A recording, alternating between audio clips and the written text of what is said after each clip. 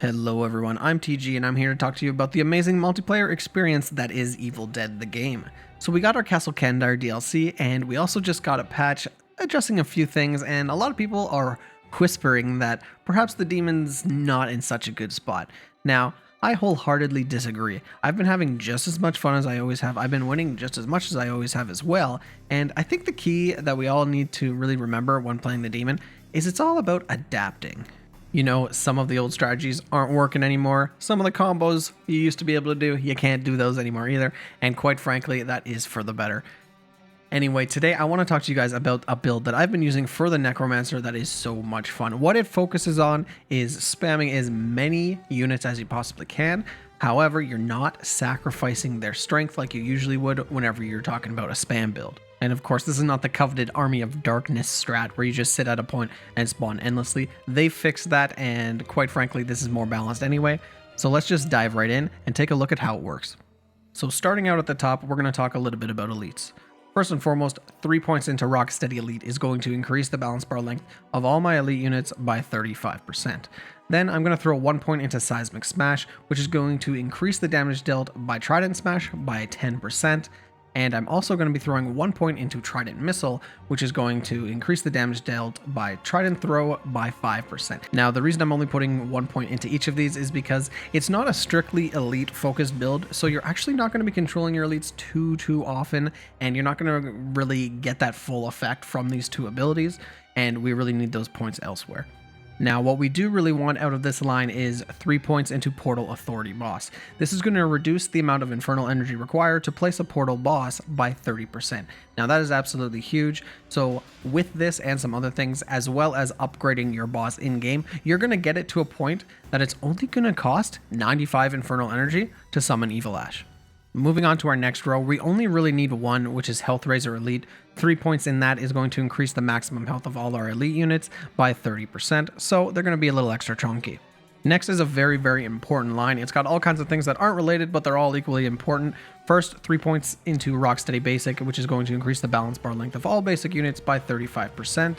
And then 1 into Louder Warcry, which will increase the range of Warcry by 10%. We're just using that so we can move on to a really important one for any demon build, which is of course 2 points into Test of Time. This is going to increase the duration of objectives whenever you are within their range by 15%. Moving on to one of those perks that it seems to work on paper, but whenever you actually use it, it's not so great. However, in this build, it's pretty good.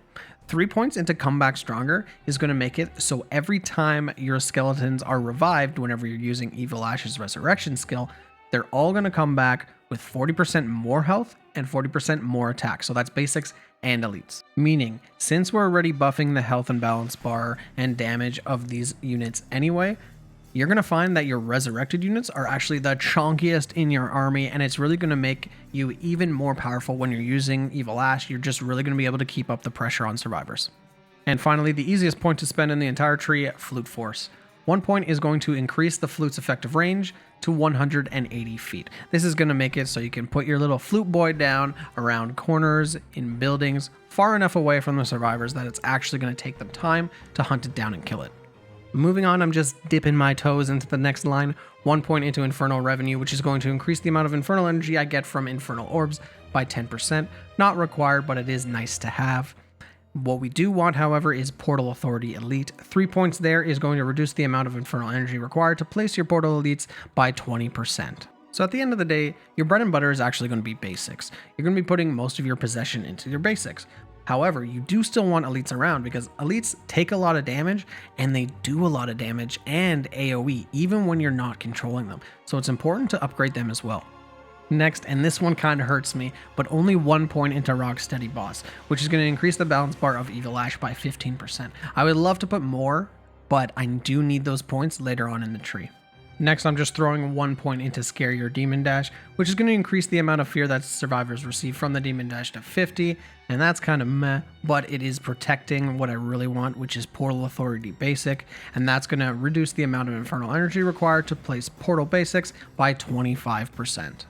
And of course, to wrap things up with the most important line in almost any Necromancer build, starting with 3 points into Health Raiser Basic, which is going to increase the maximum health of basic units by 30%.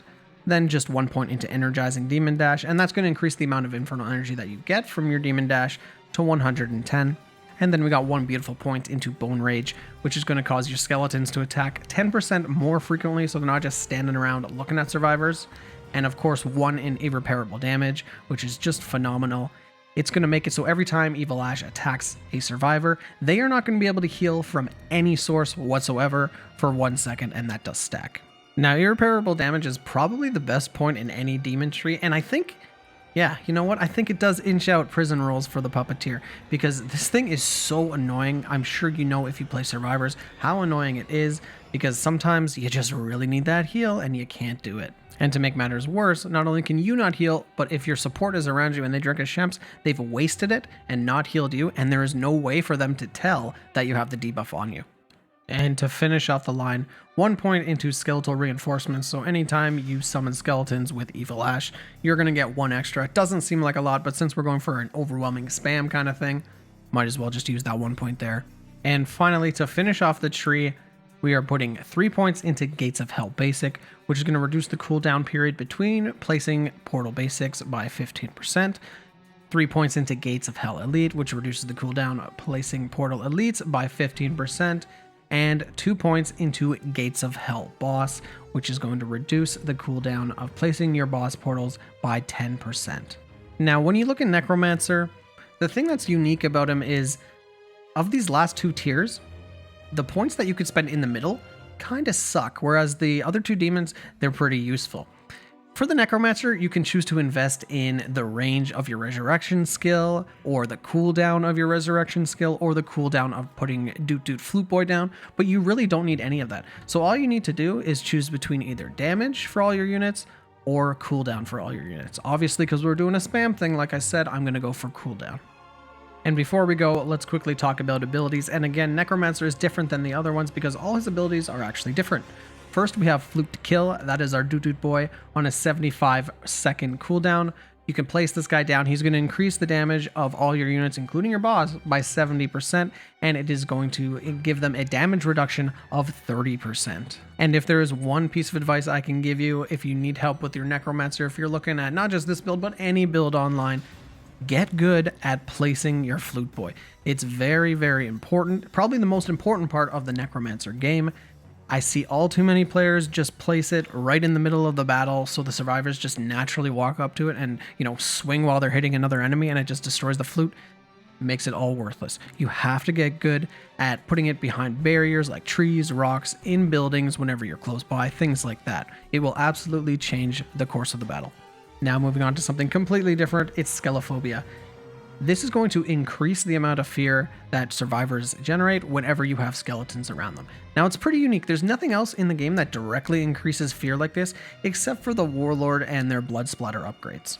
So what this really means is Necromancer overall is just the best at generating fear, and you don't really need to do anything. Just having your units present, and we're going to be having a lot of them, remember, it's going to increase the fear of everyone around you.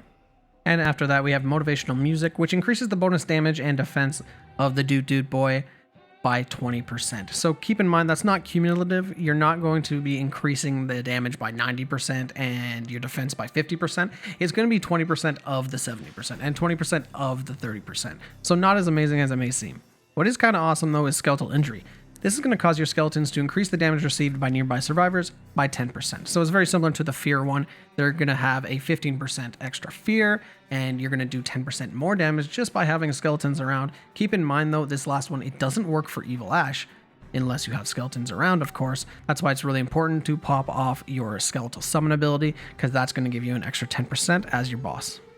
So ladies and gentlemen, boys and girls, that is the build. I hope you try it out yourself, and I hope it helps you out just a little bit. But remember, while you're playing, you're going to want to focus your upgrades on basic portals, elite portals, and boss portal. And of course, you never want to forget about your possession, but you don't really need to worry about the other stuff.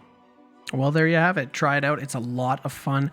And of course, guys, don't forget to let me know what you think down below, what you would change, how you play Necromancer, and of course, what you are most excited for when it comes to Evil Dead. We got all kinds of great updates, and I'm sure there's more coming. It's slow going, but damn, I think it's going to be worth it. And don't forget, guys, if you love Evil Dead content, stick around the channel for more guides and builds down the road. And of course, I'm TG. If you like what you saw, you know what to do.